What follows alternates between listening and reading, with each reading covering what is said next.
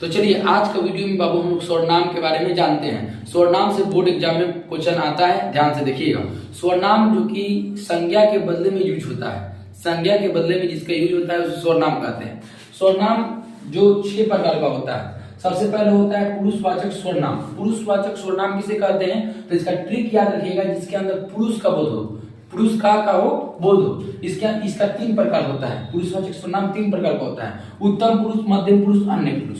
बोलने वालों को उत्तम पुरुष कहते हैं, सुनने वाला को मध्यम पुरुष कहते हैं, और जिसके बारे में बात की जाए वो अन्य पुरुष हो गया। जैसे मैं उत्तम पुरुष हो गया, जिसे आप सुन रहे हैं तो इका हो गया, मतलब क्या होगा, मध्यम पुरुष हो गया, और जिसके बारे में बात किया जाएगा वो क्या हो जाएगा, अन्य पुरुष हो गया, यानी मैं, तुम, वह। ठीक है, चलिए फिर इसके बाद आते हैं निजवाचक सर्वनाम किसे कहते हैं। निजवाचक सर्वनाम का ट्रिक याद रखिएगा, अपने आप काम को कर लेना। ठीक है, यानी कर्ता अपना आप काम खुद करता है, सो निजवाचक सर्वनाम कहते हैं। जैसे अपने आप, वो अपने आप घर चल गया, वो अपने आप आ गया, तो कर्ता का प्रभाव खुद पर है, वो काम को खुद कर लिया। तो चलिए अब आते हैं 3 नंबर। 2 नंबर तक आपको क्लियर हो गया होगा।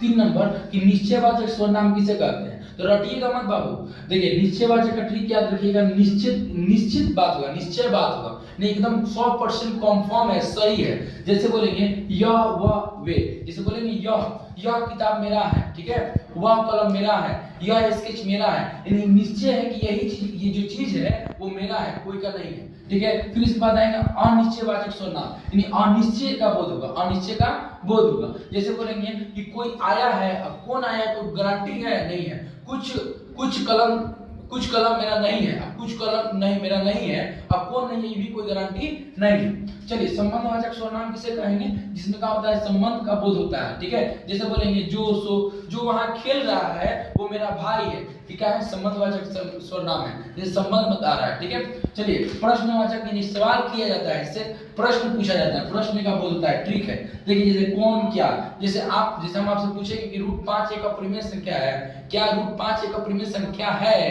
तो देखिए क्या सवाल कर रहा है कि नहीं कर रहा है, तो कर रहा है, तो क्या हो गया, प्रश्नवाचक सर्वनाम हो गया। तो उम्मीद करते होंगे कि आप लोगों को सर्वनाम में कोई प्रॉब्लम नहीं हुआ होगा। अगर प्रॉब्लम है तो आप लोग कमेंट जरूर कीजिए, हम फिर इसको दोबारा बताएंगे।